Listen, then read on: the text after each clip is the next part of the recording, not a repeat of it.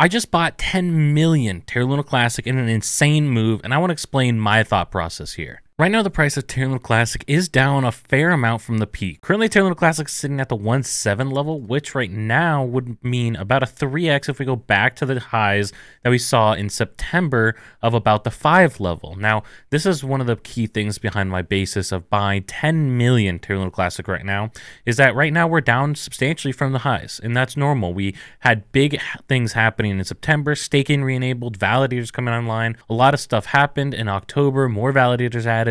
We're making a lot of progress here, but of course the market overall is taking a rough hit. Terra Luna Classic peaked on September 8th, and when we look at Ethereum as a great example here of trends, we can see very clearly right here is where Terra Luna Classic peaked, and you can see the market overall definitely is down. We had a little bit of a recovery, but we're still down overall, right? This was where we were.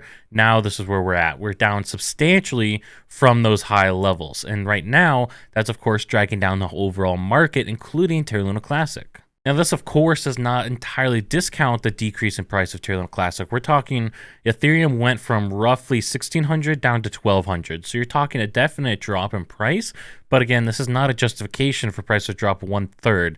Now, with Terra Luna Classic, what happened, or what I believe to have happened, is that some of that steam and momentum ended up being lost. People saw a lot of hype. People started getting into the token, but they realized that that's not all that was going on. Now, right now, as a lot of you know, there's a ton of uncertainty in the market overall. We have FTX collapsing. We have a bunch of exchanges collapsing. Things are going into chaos. And so you might be wondering, why would I buy right now? Well, as I look forward on the timeline here for Terra Luna Classic, there's going to be some big features coming out, hopefully by the end of the year or early into 2023. Now, a couple of the big things on this roadmap for Terra Luna Classic or the Terra Rebels is upgrading to Cosmoism, upgrading Tendermint, a couple of these different things that are technical, and we're just going to simplify it as much as possible. So essentially what we're trying to push forward right now, or what we're pushing for, is IBC, inter-blockchain communication. That means within the Cosmos ecosystem, we'll have a lot of cross-chain utility possible. Now, this graphic came out on October 13th, and this shows the highest trading volume of these different tokens in the Cosmos IBC tokens. That's what we're talking about here, and what those volumes looked like over 24 hours on October 13th. Now, Terra Luna Classic, killing it right now. We were the highest at that time. Then you have Luna V2, you have Atom, USTC, CRO, which of course is in trouble right now. So we'll see how that pans out. For anyone who doesn't know, they essentially accidentally transferred roughly 80% of their Ethereum balance.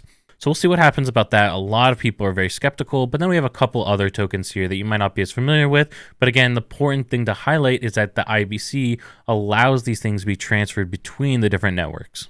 Another major thing is that we're pushing for cross-chain functionality with Terra 2.0 ecosystem. So essentially what this means is if we wanted to take an example right here. So let's take RBBot. If they wanted to come over to Terra Luna Classic, once we're able to get this cross-chain utility between Terra V2 and Terra Luna Classic, RBBot will be able to really easily integrate over with Terra Luna Classic. Now, I talked to some developers to try and understand this better, and without getting into technical terms, essentially the goal here is to make the underlying infrastructure almost identical, so anything that wants to come onto the chain from Terra V2 to Terra Luna Classic has very minimal changes. Now, if you wanted to go from something like Ethereum to Terra Luna Classic, there's a lot of differences between how those networks operate, and so anything that wants to integrate into those different blockchains has a lot of work to be done.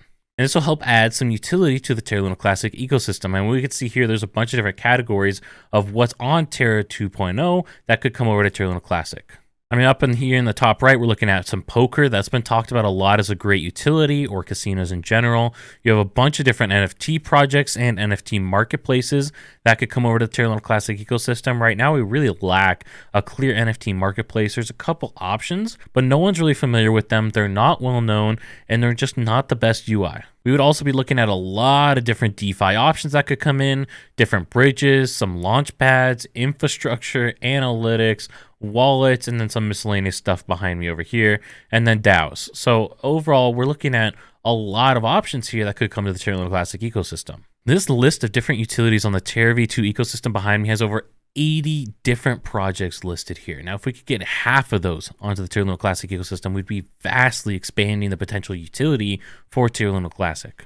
And again, for that to happen, we need the Terra Rebels or someone else to actually build out and upgrade these different features on the Terra Luna Classic ecosystem, integrate that, work on the infrastructure that would enable these utilities to come on. And that's where the next optimistic point comes in. Now, there's been a lot of discussion around Terra Rebels funding. And we don't know the specifics currently, but Terra Rebels has started to talk about different funding options that they are pursuing, and they're hopeful that within the next 2 months that they'll be able to get enough funding to be able to get a lot of the team to go full time. For anyone who doesn't know, right now the Terra Rebels sitting at 38 team members the last I heard. Now, of that, there's a handful of devs, but the other thing that's important here is that we have a lot of people outside of just the devs that are providing a lot of value for the chain. Now, within Terra Rebels, you have the devs, of course, that are building out the infrastructure for utilities to come on, but you also have people bringing utilities to the ecosystem and marketing. That would be Rex's job right now, where Rex is one of the people who does this.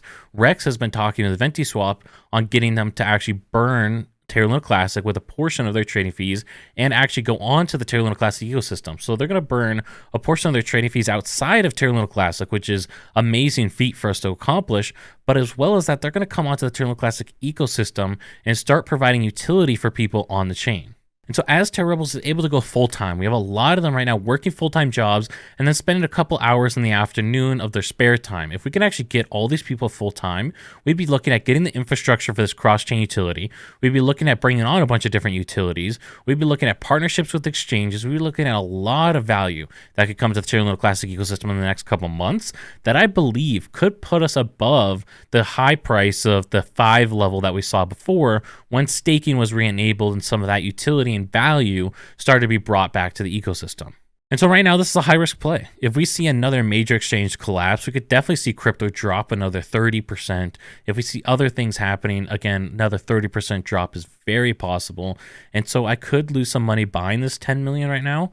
However, I want to get in right now because I think there is a lot of fear in the market and the risk to reward. If it drops another 30%, essentially I'd be looking at maybe instead of a 3x, maybe I'll get a 2x. It's still nice returns for the next couple months, in my opinion. Now, there's a lot of other things outside of the market in broad terms that could create some problems. Inflation, interest rates, a lot of things that are outside of our control. But hey, that's a risk I'm willing to take. I would not recommend you guys do the same. You got to do it in research and figure out what you want to do. But if you want help understanding the importance of developers for the Terra Luna Classic ecosystem, check out this video up here.